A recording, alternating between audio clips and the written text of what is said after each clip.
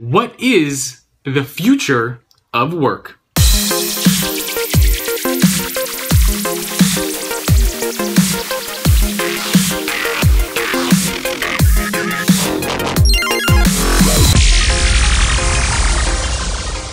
Hello everyone, welcome to another episode of The Future in 5. My name is Jacob Morgan. This is where I share my thoughts, ideas, and commentary on the future of work in 5 minutes or less.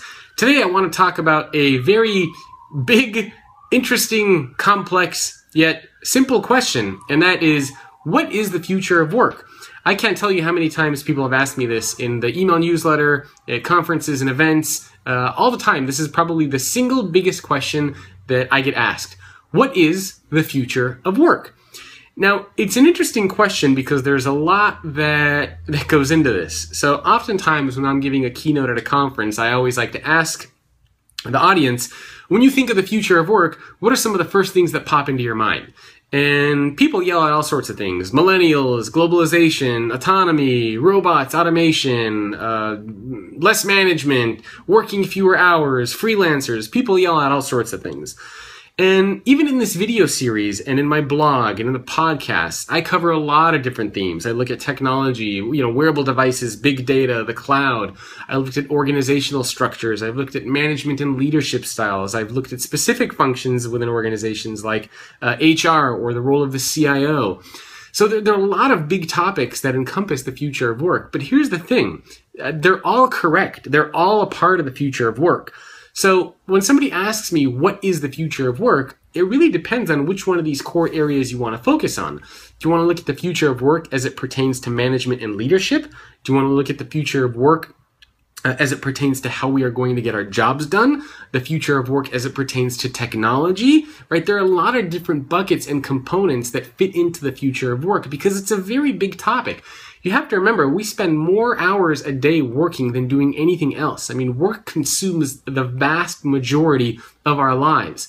So when we look at something such as what is the future of work, it's actually, what is the future of our lives? I mean, what is the future of a lot of different things? So it's a very, very big topic, although it sounds simple. But I think I've been able to boil it down to three very, very broad components that are enabled by some of these other things that I mentioned. And the acronym for it is FAC. Now, I didn't say what you think I said. I said FAC, not the other word. And the three letters there are F, A, and C. The F stands for freedom or flexibility, the A for autonomy, and the C for choice or customization. So the F for freedom or flexibility, I think, and I strongly believe that the direction that we're going towards is a world where we have much more freedom and flexibility around how we work, when we work, where we work. But I also think that F is just as relevant to the employer as it is to the employee, even though, I think that terminology is going to be changed in the future as well. But I think it's up to the organization to enable people to have that freedom and flexibility through using various technologies, training their managers, changing their corporate culture. So the F applies to both, right? Employees are going to have the freedom and flexibility to choose when, where, how they work, the technologies that they use, but the organization must enable that to happen. So that's the F for freedom or flexibility. The A for autonomy. I think we are going to have to become much more autonomous in how we work. And that's for a couple of different reasons.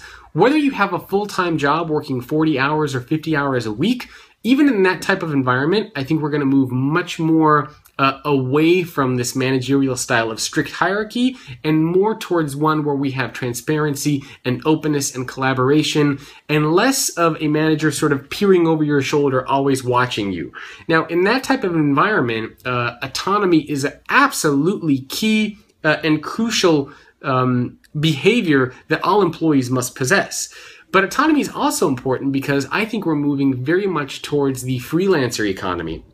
And the freelancer economy, if you recall, is one where we work for multiple employers instead of just one. Now, swallowing my words here. Now, in that type of environment where we work for multiple employers, everyone is essentially an entrepreneur or a freelancer.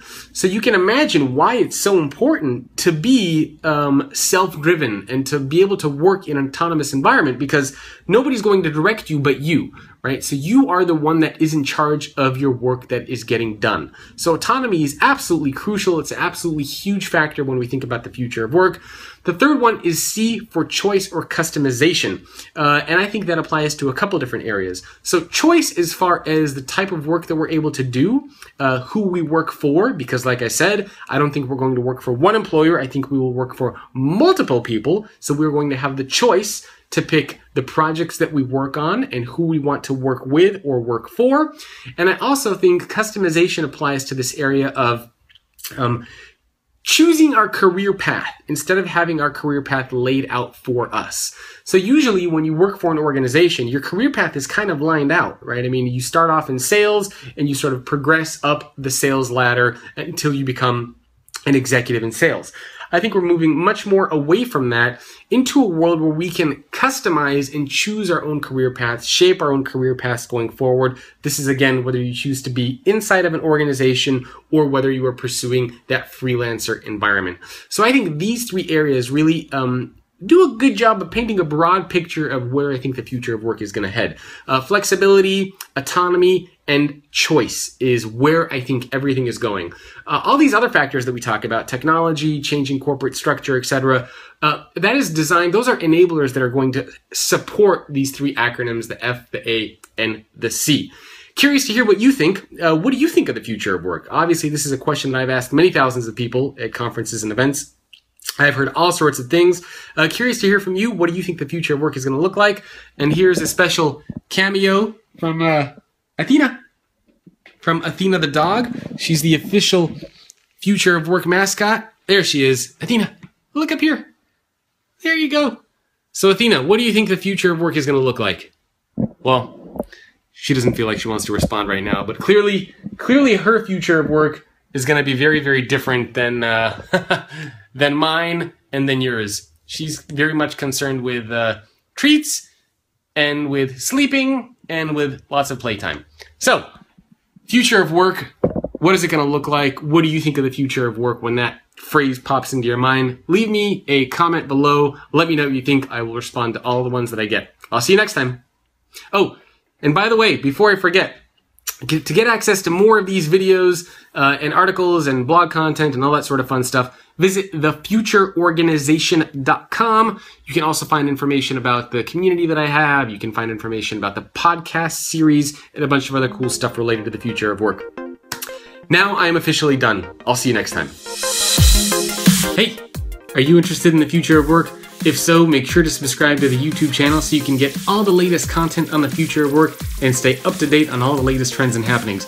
Not to mention, you will make me very, very happy. Make sure to subscribe.